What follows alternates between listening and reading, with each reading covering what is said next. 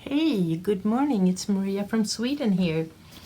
Today I would like to show you again my absolutely fantastic FILOFAX A5 Croc Ebony.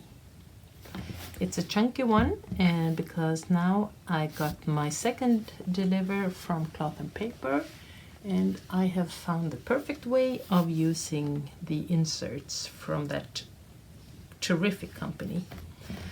What I am thinking of now is that because as this one is getting quite heavy, if I am going to let this one be the one that stays on my table, and then I have a smaller, tinier one that I can, take with me when I start my projects for the day. Or if I would take another FILOFAX in the same size but a slimmer one, a tighter one. So if you have ideas, inputs to my thinking of this, please write it in the comments below. Okay, so what I was doing the first time I set this one up, I had the monthly spreads and the daily spreads from Cloth and Paper, and they look like this. I'll show you. Let's say, for instance, May. Here is the monthly spread of May, for instance. What I've done is that I use these small sticky notes so that I can, change them, because a lot of dates here are preliminary, yeah, and then I can change them or rip them off if they aren't they won't happen, or if they will happen I'll write it down. I also use washi tapes to mark days where I have coaching and days when I'm off. Anyway, so I had this, and then I had the dailies, and they looked like this. And I had, one daily for the whole month. So I just finished the February. I'll show you that in another video. And here is where I can micromanage my time. I can, it starts at 7 and it ends at 9. So here I can write my appointments and my to-dos. The to-dos that I take from the to-do list, and the priorities, and the general notes that I have here. I think, I'm getting so hot, 2 seconds. I am thinking that these spreads are fantastic for me. They are very, they give me the best overview. But the problem is that I can't carry more than a month at a time. So what I did was I ordered the weekly spreads from the Cloth and Paper. And so what I've done is that I've taken the weekly inserts, and I put them behind the tabs, the monthly tabs. And that starts with a month, of course, and then it goes on to the weekly spread. So for every month till June, I have the weekly inserts here.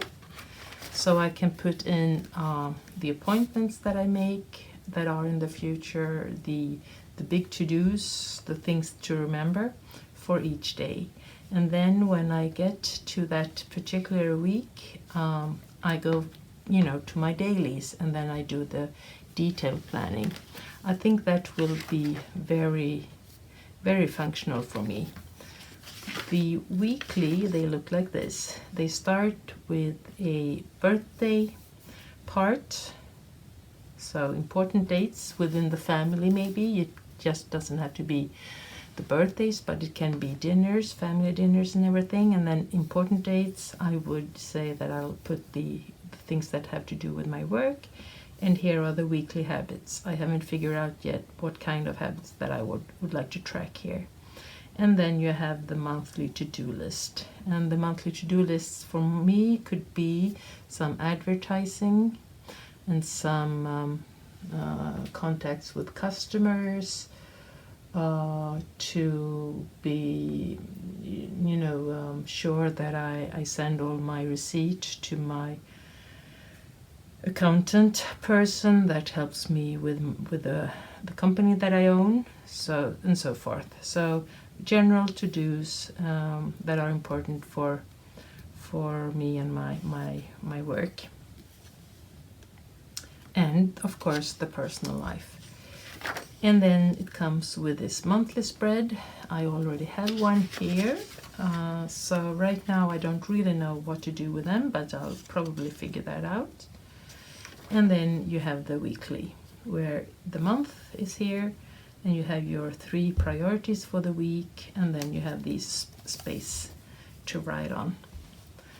What I've also done is that I've cut every hole so that I can easily take them out, as my planner is very thick and the rings are, it goes all over the more than the